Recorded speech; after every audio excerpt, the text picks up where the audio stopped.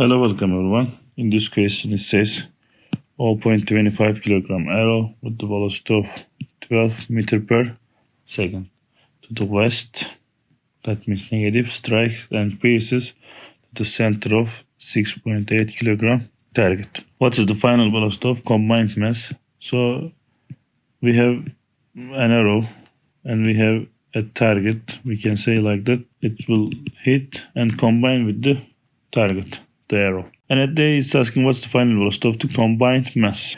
At the A we have to use the formula of V final equal M1 times V1 initial plus M2 times V2 initial over M1 plus M2.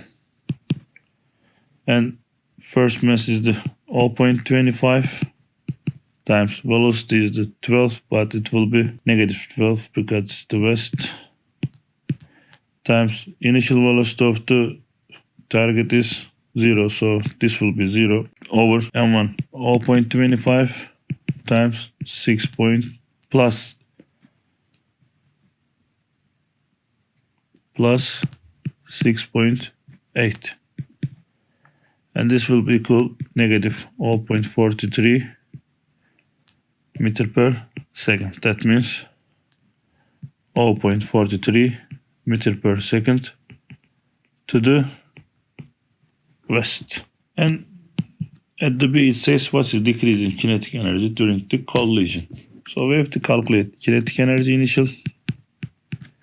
Kinetic energy initial means half M1 times V1 initial square half M2 times V2 initial squared. And second object initial velocity is 0, so this will be 0 and this will be half times M1 is 0.25 times V1 initial is the negative 12 squared, so the result will be 18 joule. And the kinetic energy final will be half M1 plus M2. Why M1 plus M2? Because they combine, so we can accept their one mass times V final squared. So half M1 is 0.25 plus M2 is 6.8 times V final is negative 0.43 squared.